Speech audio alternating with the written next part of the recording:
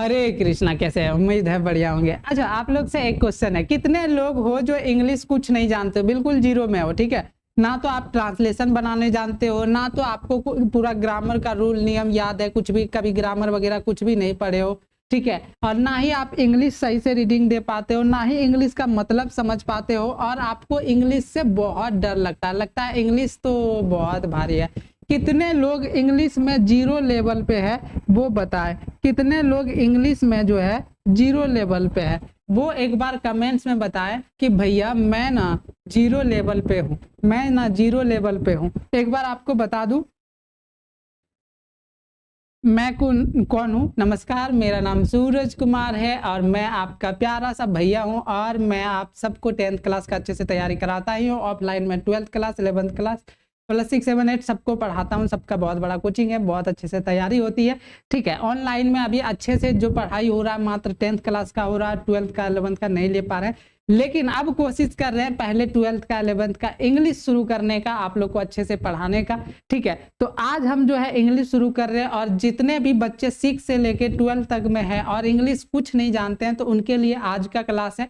अगले 30 दिन तक हम अंग्रेजी का क्लास आपका लेंगे, और जिनको कुछ नहीं आता है अगले 30 दिन में आपको हम बहुत सारी चीजें सिखा देंगे। आपको टेंस वगैरह, ट्रांसलेशन वगैरह सिखा देंगे, ग्रामर वगैरह सिखा देंगे, इंग्लिश पढ़ना सिखा देंगे, हजारों वर्ड मीनिंग याद करवा देंगे, और इंग्लिश में जो अभी जीरो लेवल पे हो यहाँ आप यहाँ पे पहुंचा देंगे। और 1 महीना बाद आपकी पर्सनालिटी डेवलप हो जाएगा, इंग्लिश में आप खनाखन करने लगोगे, इंग्लिश में बहुत सारी चीजें आपको सीखने को मिल जाएगा।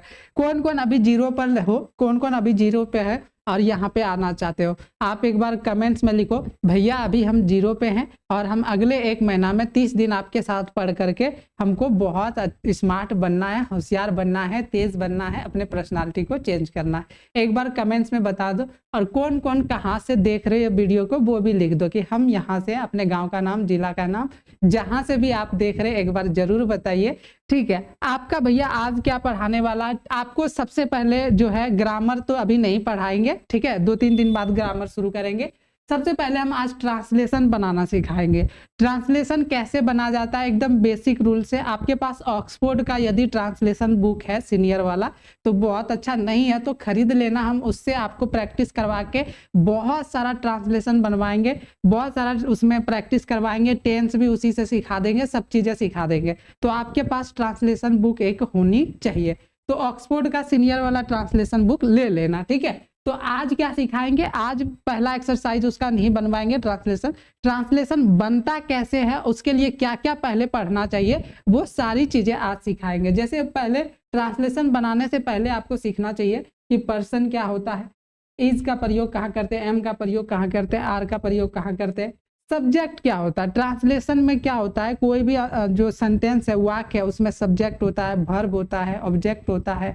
तो ये आपको पहचानना, कौन सब्जेक्ट है, कौन वर्ब है, कौन ऑब्जेक्ट है। ये नहीं पहचानोगे और नहीं सही से बैठा पाओगे तो ट्रांसलेशन आपसे बनेगा नहीं। ठीक है, तो हम वही सबसे पहले सिखाएंगे कि सब्जेक्ट क्या होता है, हेल्पिंग वर्ब किसको कहते हैं, मेन वर्ब किसको कहते हैं, ऑब्जेक्ट क्या होता है, ये पहले अच्छे से सिखा देंगे। उसके बाद आपको और भी चीजें सिखाएंगे, बहुत सारी चीजें। ठीक है, ये अपना सोशल मीडिया है, इस पे फॉलो कर लेना। जो हमारे अभी तक व्हाट्सएप ग्रुप में नहीं जुड़े हो, इस नंबर पे मैसेज करना, व्हाट्सएप ग्रुप से जुड़ जाओ, पीपीटी पीडीएफ सब मिल जाएगा यहीं पे। ठीक है उसके बाद आज आपको बता दिए क्या पढ़ाएंगे, पर्सन क्या होता है, इज का प्रयोग, एम का प्रयोग, आर का प्रयोग, ये सब चीजें सिखाएंगे। सबसे पहले आप लोग जो है क्या करो, कॉपी कलम पेंसिल जो भी है लेके कुर्सी टेबल पर बैठ जाइए, और आराम से जैसे जैसे हम पढ़ाते जाते हैं, बोलते जाते हैं, वो सारे चीजें आप लिख लीजिए। सबसे पहले तो ये लिख लीजिए टॉपिक कि पर्सन क्या होता है, आज क्या पढ़ेंगे, ये सब चीजें सीखेंगे। ठीक है, नहीं भी लिखेंगे तो एक एक करके पढ़ाएंगे, वहां पे आप लिखते जाना। सही है, आप यदि हम वीडियो में आगे बढ़ जाएं तो आप पीछे वीडियो कर लेना और फिर से वीडियो को रोक करके पूरा उतार लेना, देख लेना, हम हट जाएंगे ताकि आपको दिखे, आप लिख लेना। ठीक है, और पीडीएफ चाहिए इसका पूरा तो व्हाट्सएप नंबर जो दिखाए उस पर कर लेना, ये वाला नंबर पे। ठीक है, मैसेज। चलो शुरू करते हैं। सबसे पहले कि पर्सन क्या होता है, व्यक्ति, पर्सन क्या होता है ये सीख लो। ये आपको एक चार्ट दिख रहा है, बढ़िया से हट जाते हैं, ये वाला आपको उतार लेना है, सबसे पहले उतार लेना, ये इसमें समझा देते हैं। पर्सन क्या होता है, व्यक्ति। 3 तरह के व्यक्ति होते हैं, एक जैसे कि मैं हूँ, और आप जो वीडियो देख रहे हो, जो पढ़ रहे हो, उसको आप यहाँ पे आ जाओ मेरे पास। जैसे हम यहाँ पे फिगर बना लें, जैसे ये मैं हूँ और ये आप हो जो पढ़ रहे हो, ठीक है, ये मैं और आप। और एक और थर्ड पर्सन आता है, पड़ोसिया, उधर से सुनता है कि ये सूरज सर और ये आप दोनों क्या बात कर रहे हो, क्या गुटरगू हो रहा है। तीसरा वाला जो सुनता है, तो मैं फर्स्ट पर्सन में आ गया, ठीक है, यू सेकेंड पर्सन में आ गया, यू सेकेंड, और ये थर्ड पर्सन में, तीसरा वाला आदमी जो है थर्ड पर्सन में।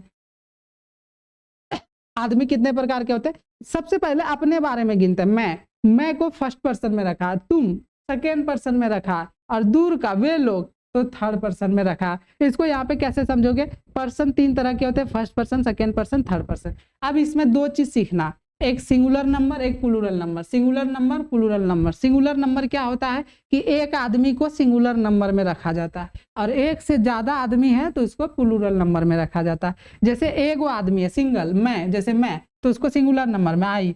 तो यहाँ पे आपको क्या याद रखना है? फर्स्ट पर्सन के सिंगुलर नंबर में क्या आता है? आपसे पूछेंगे फर्स्ट पर्सन के सिंगुलर नंबर में क्या आता है, आप बोलोगे भैया फर्स्ट पर्सन के सिंगुलर नंबर में आई होता है, ठीक है। अच्छा, फर्स्ट पर्सन के प्लूरल नंबर में क्या होता है? वी मतलब हम लोग, ठीक है। आई का प्लूरल वी, याद रहेगा, याद रहेगा ना। आपको बोलना है फर्स्ट पर्सन के सिंगुलर नंबर में क्या होता है? आई होता है। फर्स्ट पर्सन के प्लूरल नंबर में क्या होता है? बी होता है, ठीक है, ये याद रहेगा। सेकेंड पर्सन के सिंगुलर नंबर में, जैसे तुम एक आदमी हो, तुम या आप, ठीक है, एक आदमी हो तो तुम बोलेंगे, और एक से ज्यादा आदमी है तो उसको तुम लोग बोलेंगे, तो यू, ठीक है, यू। फर्स्ट पर्सन के, सेकेंड पर्सन के सिंगुलर नंबर में यू, और सेकेंड पर्सन के प्लूरल नंबर में भी यू। एगो तुम है, एगो है तो तुम सिंगुलर हो गया, एक से ज्यादा है तो तुम लोग का भी अंग्रेजी यू ही होता है। याद हो गया होगा, उम्मीद है। नहीं है तो साथ में लिखते भी जाओ, हाथ चलाते जाओ, देखना नहीं है वीडियो, हाथ चलाते जाओ। थर्ड पर्सन के सिंगुलर नंबर में क्या आता है? सबसे मेन आपको यही याद रखना है, थर्ड पर्सन के सिंगुलर नंबर में क्या क्या आता है। थर्ड पर्सन के सिंगुलर नंबर में जो है ही, सी, इट, नेम। नेम मतलब जैसे राम, मोहन, श्याम, अकेला कोई नाम है तो वो, ठीक है। तो ये थर्ड पर्सन के सिंगुलर नंबर में आते हैं। जैसे वह जो है, या राम, या किसी का नाम है, सिंगल आदमी है, तो वो थर्ड पर्सन के सिंगुलर नंबर में आएगा, ठीक है। थर्ड पर्सन के प्लूरल नंबर में क्या आएगा? दे।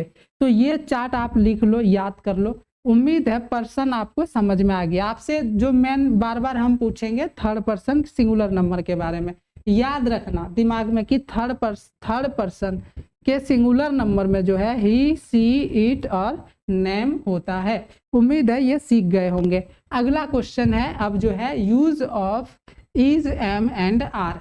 एक एक करके सीखते हैं दूसरा नंबर कि इज का प्रयोग कहाँ पे करते हैं, इज का प्रयोग कहाँ पे करते हैं, ठीक है। आप लोग जानते ही होंगे थर्ड पर्सन सिंगुलर नंबर के साथ इज का प्रयोग करते हैं। किसके साथ जी? Third person, THIRD, third person. Third person singular number के साथ इज का प्रयोग करते हैं। थर्ड पर्सन सिंगुलर नंबर में कौन कौन आता है? ही, सी, इट, नेम, ये सब आता है ना, यही सब तो था थर्ड पर्सन सिंगुलर नंबर।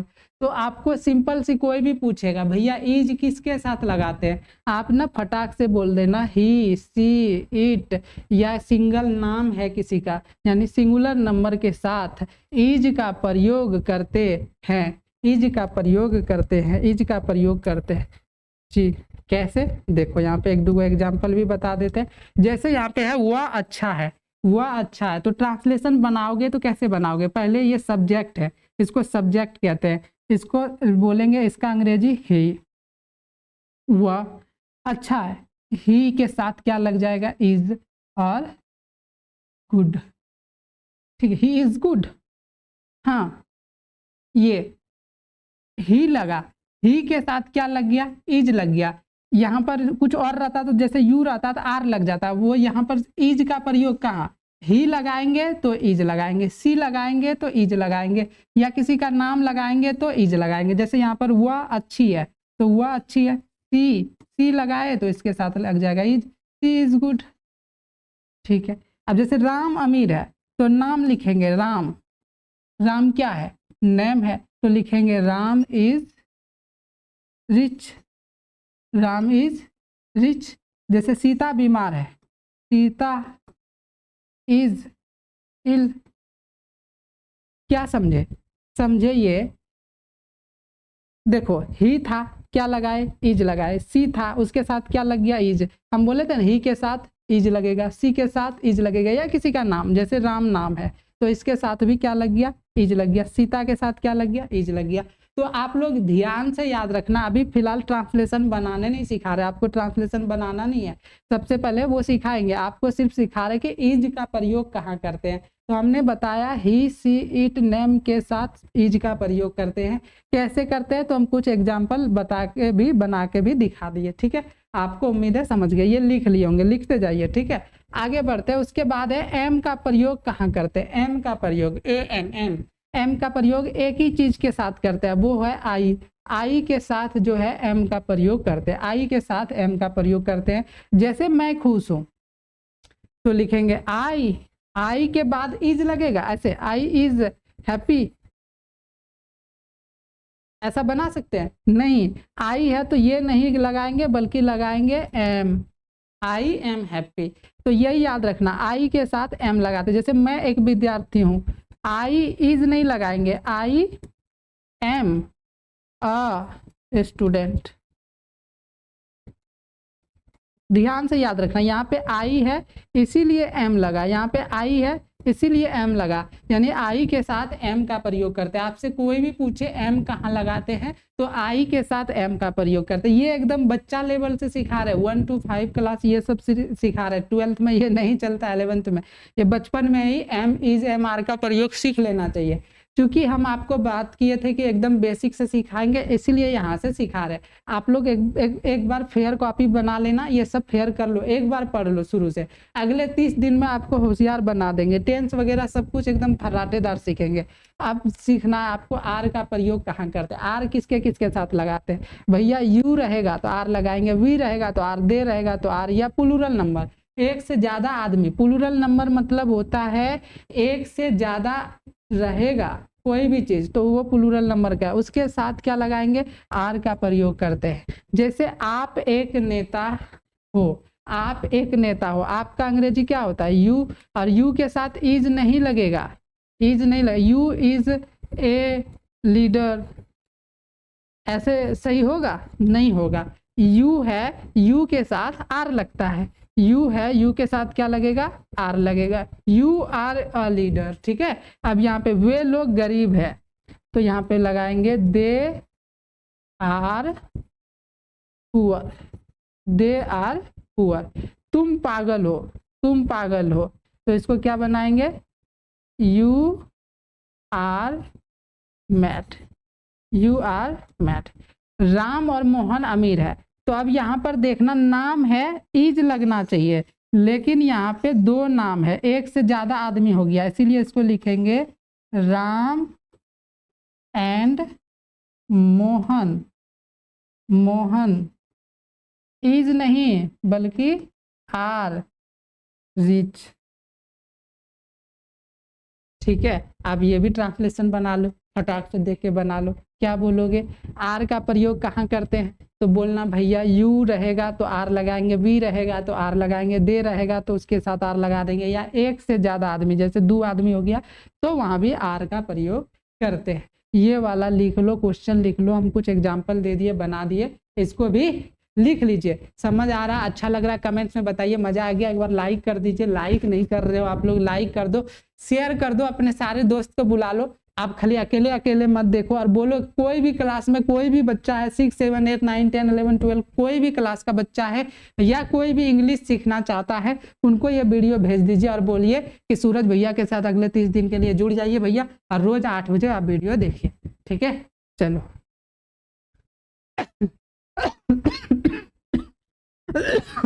अभी तक हमने सिखाया पर्सन क्या होता है, उसके बाद सिखाया इज का प्रयोग, एम का प्रयोग, आर का प्रयोग।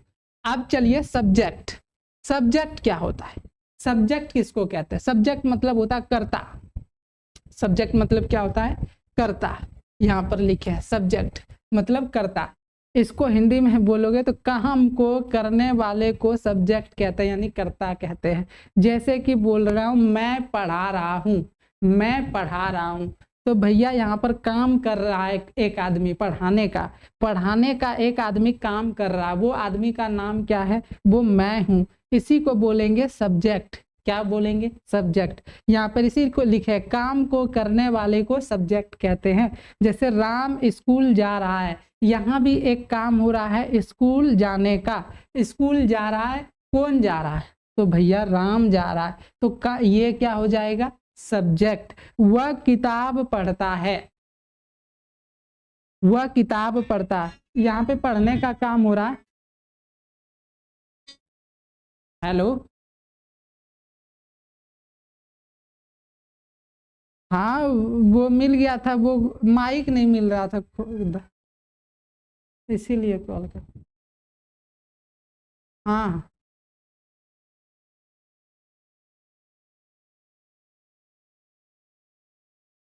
सब्जेक्ट किसको कहते हैं? सब्जेक्ट किसको कहते हैं?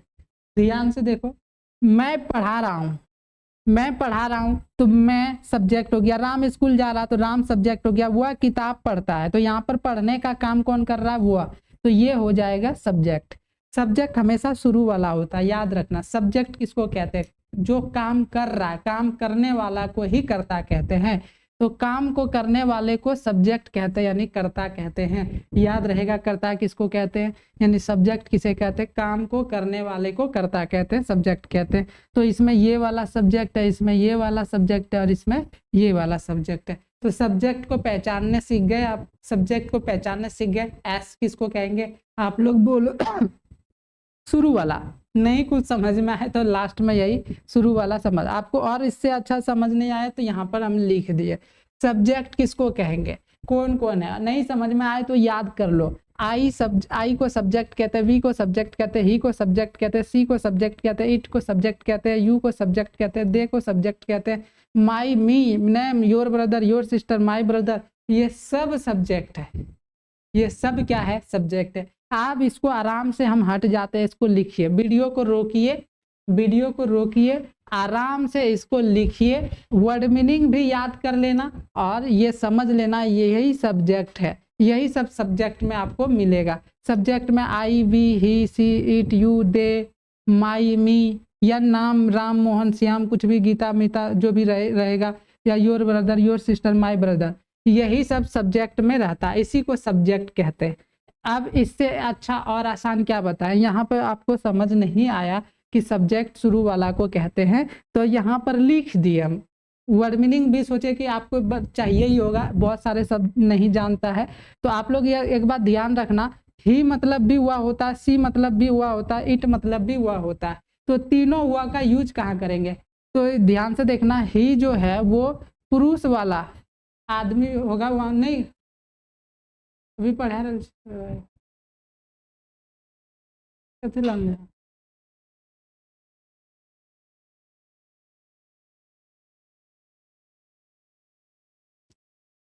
यहाँ पे ही जो पुरुष है उसके लिए ही। जहां भी कोई, याद रखना बाबू, आप लोग पहले इंग्लिश नहीं पढ़े हो तो ध्यान से जो बात बोलते हैं, जितना भी पुरुष जाति का रहे तो वह लिखा है, और देखो कि ये पुरुष जाति का, तो उसके लिए ही लगाना। और जितना भी स्त्री जाति का है और उसके लिए वह लिखा है तो वहां पर सी लगाना। सी मतलब होता है स्त्री जाति का हुआ, और ही मतलब होता है पुरुष जाति। ठीक है। और इट कहाँ लगाओगे?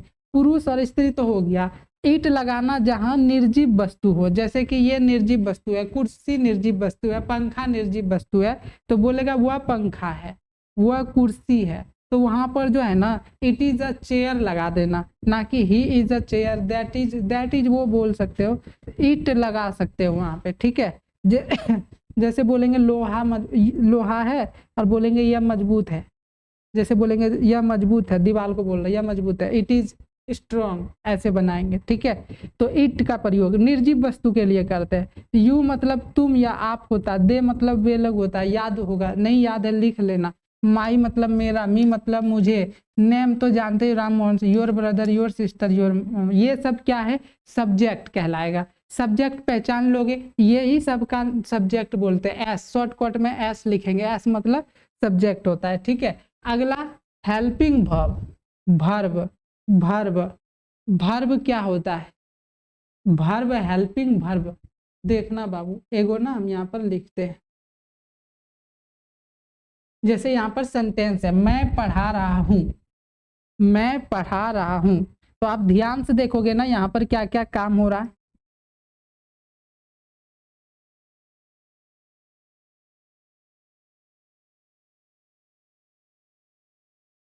हेल्पिंग वर्ब किसको कहते हैं, यहाँ पर ध्यान से देखो, ये तो हो गया सब्जेक्ट, ठीक है।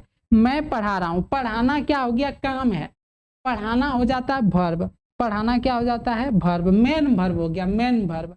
वर्ब मतलब जितना भी काम है, खेलना कूदना पढ़ाना लिखना सोना गाना उठना नाचना गाना खाना पीना, जो भी है काम करना, जितना भी काम है कर रहे हो उसको वर्ब कहते हैं, मेन वर्ब। और एक छुटका वर्ब होता है, हेल्प करता है सेंटेंस को बनाने में। छुटका वर्ब कौन होता है, जैसे इसको हूँ है, इसको हेल्पिंग वर्ब कहते हैं, मदद करता है। एच से हेल्पिंग और भी से वर्ब, ये मेन वर्ब ये हेल्पिंग वर्ब, ये सब्जेक्ट ये मेन वर्ब ये हेल्पिंग वर्ब, हेल्पिंग वर्ब ये भी हेल्पिंग वर्ब है, ये भी हेल्पिंग वर्ब है। तो हेल्पिंग वर्ब किसको कहते हैं, पहचान में आया। हेल्पिंग वर्ब टोटल 24 होता है, कितना होता है 24 होता है, याद रखना। हेल्पिंग वर्ब टोटल 24 होता है, आगे लिखाए हैं। मैं पढ़ा रहा हूँ, मैं हो गया सब्जेक्ट, पढ़ाना हो गया वर्ब और हेल्पिंग वर्ब तो जान ही गए। जैसे यहाँ पर है वह किताब पढ़ता है, तो वह हो गया सब्जेक्ट, पढ़ना हो गया वर्ब और ये हो गया हेल्पिंग वर्ब और किताब हो जाता है ऑब्जेक्ट, ठीक है। ये ऐसे पहचानेंगे। आपको यहाँ पर हेल्पिंग वर्ब किसको कहते हैं, हूँ है था थे, ये सब हेल्पिंग वर्ब है। चलो यहाँ पर हमने 24 गो हेल्पिंग वर्ब लिखा है। हेल्पिंग वर्ब ये आप लिख लो, याद कर लो, जो लास्ट में रहता है, जैसे इज है ये हेल्पिंग वर्ब है, आर है या हो हेल्पिंग वर्ब है, एम हूँ हेल्पिंग वर्ब है, वाज था हेल्पिंग वर्ब है, वर थे हेल्पिंग वर्ब है, विल सेल ये सब हेल्पिंग वर्ब। विल मतलब होता है भविष्य काल सूचक, यानी लास्ट में गा गे गी लगा रहता है तो वहाँ पे विल या सेल का प्रयोग करते हैं। जैसे मैं पढ़ूंगा, मैं पढ़ूंगी, मैं अगले साल प्रधानमंत्री बनूंगा, ऐसे गागी वाला जो ट्रांसलेशन रहेगा उसमें विल या सेल लगता है, ठीक है। तो ये सब हेल्पिंग वर्ब है। डू हेल्पिंग वर्ब है, डज हेल्पिंग वर्ब है, डिड हेल्पिंग वर्ब है, have has had ought should must can could may might would need dare used to, ये सब हेल्पिंग वर्ब है। तो भैया इस वीडियो को रोको और एकदम आराम से लिखो, वीडियो को रोकिए और आराम से ये हेल्पिंग वर्ब को उतारिए, वर्ड मीनिंग भी याद कीजिए, वर्ड मीनिंग भी याद कीजिए, ठीक है। हम हट जा रहे हैं, आप वीडियो को रोकिए और लिखिए, ठीक है। उम्मीद है वीडियो को रोक के लिख लिए होंगे, तब आगे बढ़े होंगे। अब आपको पांचवा चीज सिखाते हैं, मेन वर्ब क्या होता है। अभी तो आपको बताए मेन वर्ब क्या होता है। जितना भी काम है, जितना भी काम है दुनिया में, जैसे आना जाना खाना नाचना पीना दौड़ना खेलना कूदना पढ़ना लिखना बोलना, ये सब जो है क्या है, ये सब क्या है, मेन वर्ब है, वर्ब है। आप जैसे एक सेंटेंस लिखते हैं, मैं पढ़ता हूँ, पढ़ता हूँ, तो ये एस हो गया सब्जेक्ट, ये हो गया हेल्पिंग वर्ब और ये पढ़ना हो गया मेन वर्ब। पढ़ना क्या हो गया, मेन वर्ब हो गया। तो जैसे बोलना लिखना ये सब जो है हेल्पिंग वर्ब, ये मेन वर्ब है। खाना पीना गाना नाचना उठना बैठना ये सब लास्ट में ना लगा रहेगा। मतलब इतना समझ लो, जितना भी दुनिया में काम है, काम काम, जैसे सोना, सोना भी एक काम है, जागना, जागना भी एक काम है, दौड़ना एक काम है, नाचना एक काम है। तो ये सारे वर्ड क्या कहलाएंगे, मेन वर्ब। इसको भी लिखिए और सीख जाइए, तब आगे बढ़िएगा हम, ठीक है। आगे बढ़ रहे, वीडियो को ज़्यादा लंबा नहीं करेंगे। अब आपको समझना है ऑब्जेक्ट किसे कहते हैं। ऑब्जेक्ट को हिंदी में कर्म बोलते हैं, कर्म। उधर सब क्लियर हो गया, सब क्लियर हो गया, उम्मीद है आपको क्लियर हो गया होगा। चलो आगे बढ़ते हैं। ऑब्जेक्ट किसे कहते हैं, ऑब्जेक्ट किसे कहते हैं, सब्जेक्ट के द्वारा किए जा रहे कार्य का प्रभाव जिस पर पड़ता है उसे ऑब्जेक्ट कहते हैं। परिभाषा तो यही होता है, सब्जेक्ट के द्वारा किए जा रहे कार्य का प्रभाव जिस पर पड़ता है उसे ऑब्जेक्ट कहते हैं। मतलब जैसे मैं सब्जेक्ट हूँ, मैं जैसे यहाँ पर बोलता राम कार चलाता है, राम जो है, राम क्या हो गया, सब्जेक्ट है क्या हो गया, ये तो हेल्पिंग वर्ब है। और चला रहा, चलाना ये वर्ब हो गया। तो राम जो है काम कर रहा है, चला रहा है, कुछ चला रहा है। क्या चला रहा है? कार चला रहा है। तो राम जो भी काम कर रहा है किस पर प्रभाव पड़ रहा है? कार पे पड़ रहा है। तो कार जो होता है, जो बच जाता है, उसको ऑब्जेक्ट कहते हैं। जैसे सब्जेक्ट लिख लिए, हेल्पिंग वर्ब लिख लिए, मेन वर्ब लिख लिए, और जो बच गया वही ऑब्जेक्ट होता है। ठीक है, आपको यहाँ पे वैसे नहीं समझना है, आपको मेन ये समझना है कि सब्जेक्ट के द्वारा किए जा रहे काम का प्रभाव जिस पर पड़ता है उसे ऑब्जेक्ट कहते हैं। सब्जेक्ट राम काम कर रहा है चलाने का, किस पर? कार चलाने का। तो कार क्या हो जाएगा? ऑब्जेक्ट। जैसे यहाँ राम गिटार बजाता है, तो आप लोग ध्यान से पहचानना, राम क्या है? सब्जेक्ट। ठीक है, राम क्या है? सब्जेक्ट। उसके बाद जो है क्या है? ये हेल्पिंग वर्ब है, ये हेल्पिंग वर्ब है। बजाना ये हो गया मेन वर्ब। तो क्या बजा रहा है? काम क्या कर रहा है? तो गिटार बजा रहा है, तो ये हो जाएगा ऑब्जेक्ट। ठीक है, पहचानो, पहचानने सीखो। मैं क्रिकेट खेलता हूँ, तो मैं जो है हो गया सब्जेक्ट, हूँ हो गया हेल्पिंग वर्ब। ठीक है, खेलना हो गया मेन वर्ब। क्या खेल रहा है? क्रिकेट खेल रहा है, ये हो गया ऑब्जेक्ट। ठीक है, आपको सब्जेक्ट, हेल्पिंग वर्ब और मेन वर्ब पता चल जाए, उसके बाद जो बचे उसको ऑब्जेक्ट कहते हैं। ठीक है, याद रहेगा, समझ गए? ऑब्जेक्ट किसे कहते हैं? इसको लिख लीजिए, इसको लिख लीजिए, आराम से लिखिए, लिखते हुए आगे बढ़िए, ना कि फास्ट बढ़िए। ठीक है, हम ज़्यादा वीडियो देरी नहीं करेंगे, आप वीडियो रोक के लिखिए। ठीक है, अगला चीज आपको पढ़ाएंगे, सेंटेंस कितने प्रकार के होते हैं। अब ट्रांसलेशन की ओर बढ़ रहे हैं, ट्रांसलेशन बनाने सिखा रहे हैं। ठीक है, ट्रांसलेशन बनाने सिखा रहे हैं। तो चलो, आपका टेस्ट भी कल लेंगे, कल के वीडियो में यही टेस्ट रहेगा। आपको जो सब्जेक्ट पहचानने देंगे, हेल्पिंग वर्ब पहचानने देंगे, ऑब्जेक्ट पहचानने देंगे, तो बढ़िया से उसको लिख लेना। अब सेंटेंस कितने प्रकार के होते हैं, सेंटेंस कितने प्रकार के होते हैं, ये जो अभी पढ़ा रहे हैं इस सब का टेस्ट कर लेंगे, तब आगे बढ़ेंगे। ठीक है, ये सब का टेस्ट, इसीलिए इसको याद भी कर लेना, फेयर कर लो, लिख लो और याद भी कर लेना। तो आप लोग ध्यान से देखना, आप ना सेंटेंस देखे होंगे अलग अलग होता है। जैसे कि मैं पागल हूँ, मैं पागल नहीं हूँ। क्या मैं पागल हूँ? क्या मैं पागल नहीं हूँ। मैं पागल क्यों हूँ? मैं पागल क्यों नहीं हूँ। तो इस तरह के क्वेश्चन अलग अलग 6-7 गो रहते हैं, 6 रहते हैं, 6। तो हम उसका बता दिए कि सेंटेंस कितने प्रकार के, ऐसा कुछ है नहीं, हम अपने मन से जो है लिखे हुए हैं कि सेंटेंस का एक प्रकार बांध दिए, जिसको हम कुछ नाम दिए, ये आपको याद करना है। जैसे सेंटेंस कितने प्रकार के, तो हम लिख दिए हैं सेंटेंस 6 टाइप के होते हैं भैया, 6 प्रकार के होते हैं। पहला सेंटेंस होता है अफर्मेटिव, जिसको हिंदी में बोलते हैं सकारात्मक सेंटेंस। इसमें जैसे बोलेंगे वह अमीर है, ऐसा सेंटेंस रहेगा, वह अमीर है, सिंपल साधारण सकारात्मक, कुछ नहीं। अब निगेटिव, निगेटिव नकारात्मक, निगेटिव मतलब नकारात्मक, इसको पढ़ते हैं निगेटिव, ये नकारात्मक। इसमें कैसा सेंटेंस होगा? वह अमीर नहीं है, वह अमीर नहीं है। अगले पेज में दिखाएं बढ़िया से, अभी हम बोल देते हैं। इंट्रोगेटिव, इंट्रोगेटिव को बोलते हैं प्रश्नवाचक, प्रश्नवाचक, इसमें प्रश्न पूछता है। जैसे क्या वह अमीर है, मान लो वह की जगह राम है, क्या वह अमीर है? आप जानते हैं उसको, और वो अमीर है कि गरीब, आपसे पूछेंगे क्या वह अमीर है, आप देख रहे हो कि वह गरीब है या अमीर है, जो भी। यदि वो अमीर होगा तो बोलोगे हाँ, यदि गरीब होगा तो बोलोगे ना। ठीक है, इसका जवाब जो हाँ या ना में होता है, इसीलिए इसको छोटी प्रश्नवाचक कहते हैं। क्या से शुरू होगा, क्या से शुरू होगा क्वेश्चन सारे, क्या से। तो इंट्रोगेटिव सेंटेंस छोटी प्रश्नवाचक, इंट्रोगेटिव सेंटेंस छोटी प्रश्नवाचक। अब negative interrogative, negative interrogative, negative interrogative को कहते हैं नकारात्मक छोटी प्रश्नवाचक। यहाँ छोटी प्रश्न यस या नो में जवाब दिया जाता है। फिर एक क्वेश्चन होता है WH क्वेश्चन, बड़ी प्रश्नवाचक। और एक छठा टाइप का जो सेंटेंस होगा निगेटिव WH क्वेश्चन, नकारात्मक बड़ी प्रश्नवाचक। तो आपको ये वाला लिखना है कि सेंटेंस 6 प्रकार के होते हैं जी। पहला affirmative, negative interrogative, negative interrogative, WH question, negative WH question. ये आपको इस तरह से 6 गो लगातार बार बार ट्रांसलेशन बनाने को मिलेंगे। तो आप इसको हम लिख दिए प्रकार, आप इसको उतार लो, फिर इसको जो है बताते हैं यहाँ पर एग्जाम्पल। जैसे पहला वाला था अफर्मेटिव, तो अफर्मेटिव में कैसा रहेगा? मैं पागल हूँ, आई एम मैड। निगेटिव में सिर्फ नहीं एगो जुड़ जाता है, मैं पागल नहीं हूँ। इंट्रोगेटिव, इंट्रोगेटिव में क्या रहता है? क्या मैं पागल हूँ, क्वेश्चन पूछ रहा है, क्या मैं पागल हूँ। और निगेटिव इंट्रोगेटिव में कैसा सेंटेंस रहेगा? क्या मैं पागल नहीं हूँ। WH क्वेश्चन में ये जुड़ जाता है। WH क्वेश्चन में क्या जुड़ जाता है? क्यों, कैसे, कहाँ, कब, क्या। तो WH क्वेश्चन क्या होता है? आपको कुछ वर्ड यहाँ पर लिख देते हैं WH क्वेश्चन का, ये आप लिख लेना। जैसे कि वाई, वाई मतलब होता है क्यों, क्यों।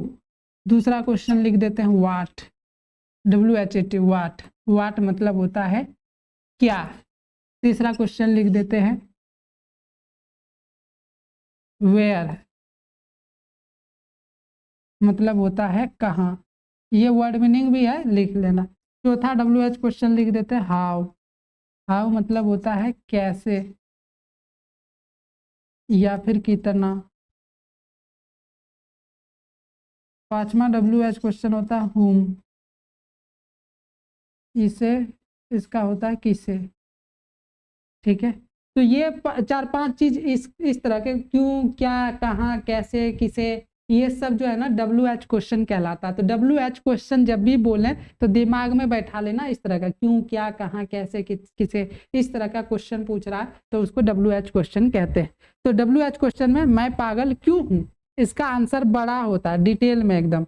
नेगेटिव WH मैं पागल क्यों नहीं हूँ, इसका आंसर डिटेल में देना पड़ेगा। ठीक है, तो ये आपका 6 तरह के सेंटेंस रहेंगे। कितने तरह के सेंटेंस रहेंगे? 1 2 3 4 5 6 तरह के सेंटेंस रहते हैं। 6 तरह के सेंटेंस रहते हैं जो आपको बार बार ट्रांसलेशन में बनाना पड़ेगा। ठीक है, उम्मीद है आप लोग सीख गए होंगे, उम्मीद है आप लोग सीख गए होंगे। आज ज़्यादा लंबा वीडियो नहीं करेंगे, पहले इसको जितना पढ़ाए फेयर कीजिए। वीडियो को नहीं उतार रहे थे तो शुरू से फिर जाइए, देखिए, फेयर कीजिए, उतारिए, समझिए। और कल के वीडियो में जो है आपको ट्रांसलेशन वगैरह बनाना सिखाएंगे, उसमें प्रैक्टिस करवाएंगे। पहले इसका टेस्ट लेंगे, फिर आपको स्ट्रक्चर लिखाएंगे, फिर ट्रांसलेशन वगैरह बनवाएंगे। चलो ठीक है, एक बार फिर से कल रिवीजन करवा देंगे। Bye bye, tata, good night.